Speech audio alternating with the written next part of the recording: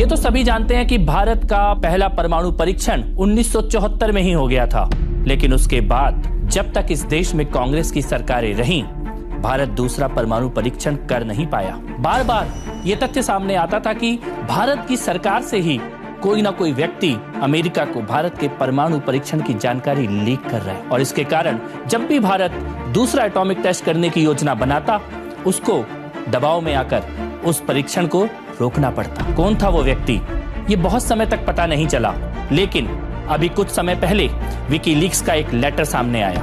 WikiLeaks का ये letter बहुत खतरनाक है, आंखें खोलने वाला है, क्योंकि विकीलीक्स के लेटर में ये तथ्य सामने आया कि 1976 नवंबर से ही भारत का राजनीति का एक उच्च व्यक्ति, जो कि संजय गांधी का भी खास था, इंदिरा गांधी का भी खास था और भारत की राजनीति में गहरी दखल रखता था, वो अमेरिका के राजनयिक को भारत के परमाणु परीक्षणों की जानकारी लीक करता था।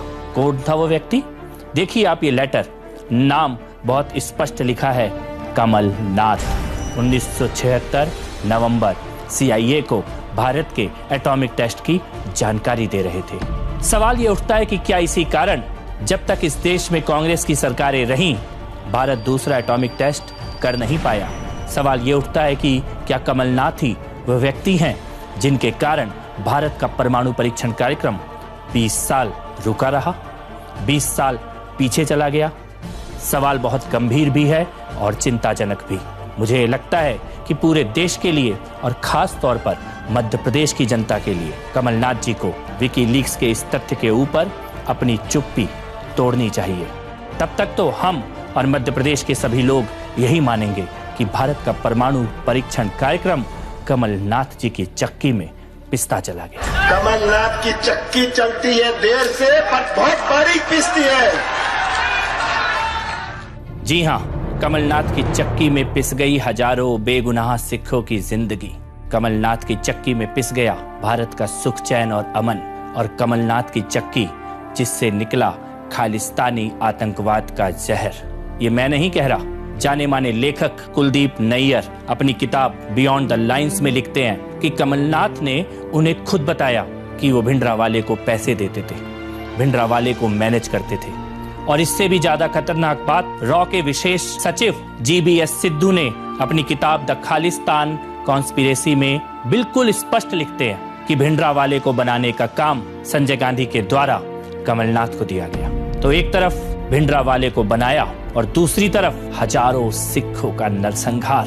1 नवंबर 1984 की वो सुबह, इंदिरा गांधी जी की हत्या के अगले दिन दिल्ली उस वक्त जल रही थी। दिल्ली का तिलक नगर, दिल्ली का त्रिलोकपुरी और दिल्ली का रकाबगंज गुरुद्वारा।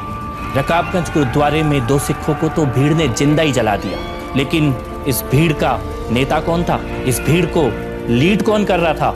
कमलनाथ।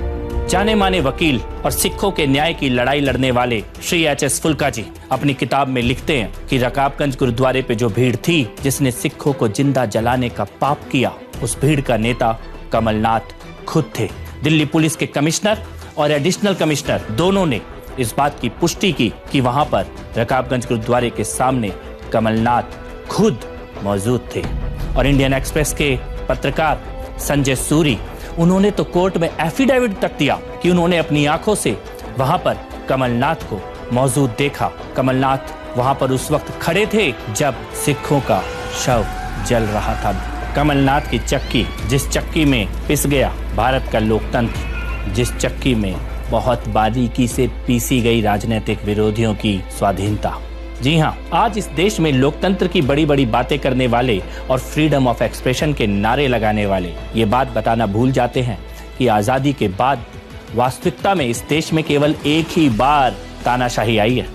केवल एक ही बार डिक्टेटरशिप, इमरजेंसी, आपातकाल, कॉन्स्टिट्यूशन को सस्पेंड कर देने का पाप जब किया गया, तो उस वक्त इस देश की सत्ता के शिखर में जो 2 या 3 लोग बैठे थे, उनमें से एक नाम इंदिरा गांधी के तीसरे बेटे कहे जाने वाले संजय गांधी के खास कमलनाथ जी का भी आता है। जब देश में आपातकाल लगा दिया गया था, मीसा के अंतर्गत चुन चुन कर एक एक राजनीतिक विरोधी को जेल में डाल दिया गया था।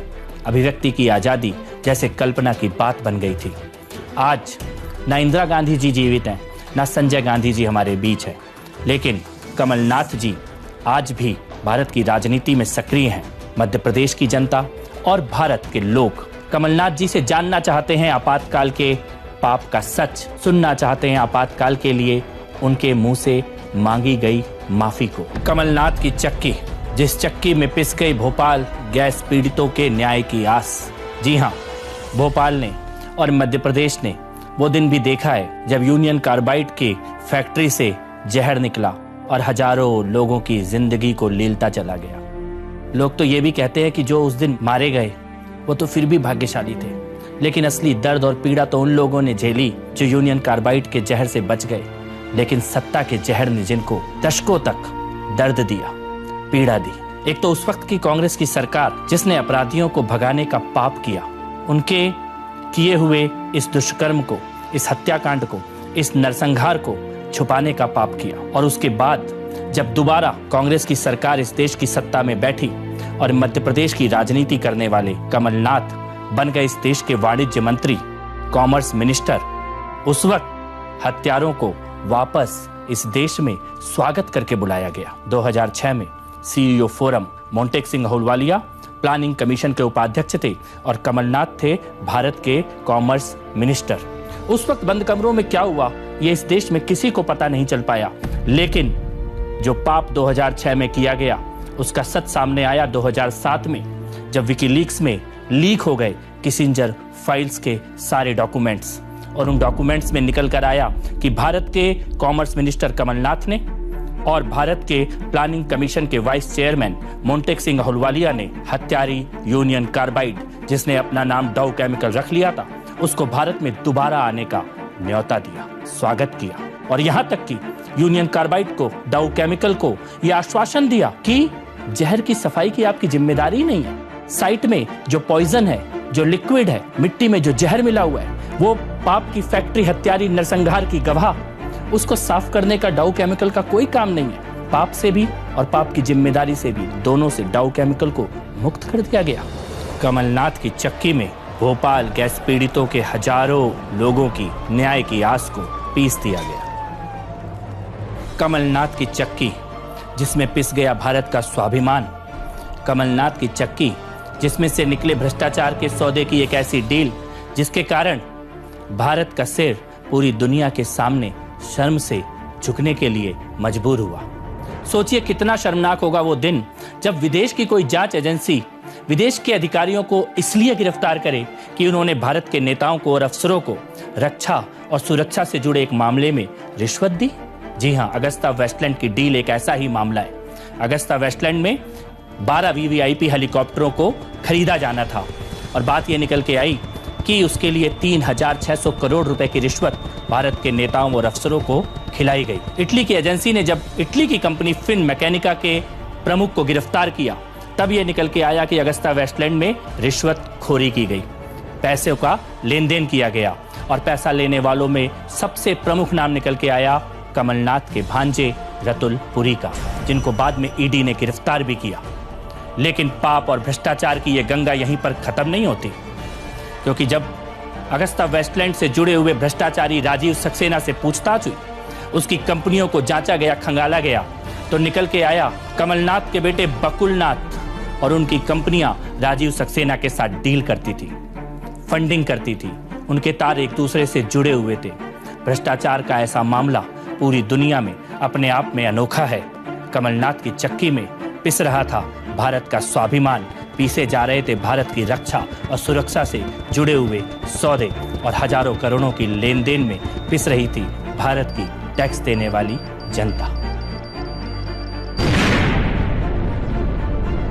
सवाल यह है कि एक व्यक्ति जो जिम्मेदार हो भारत के परमाणु कार्यक्रमों की जानकारी को लीक करने का, एक व्यक्ति जो दोषी हो खालिस्तानी आतंकवाद के जन्म का, एक व्यक्ति जो जिम्मेदार हो हजारों बेगुनाह सिखों के नरसंहार का, एक व्यक्ति लोकतंत्र की हत्या में भी शामिल रहा हो, एक व्यक्ति जिसके ऊपर दाग हो भ्रष्टाचार के, एक व्यक्ति जिसका परिवार भारत के रक्षा सौदों में दलाली करता हुआ पकड़ा गया हो।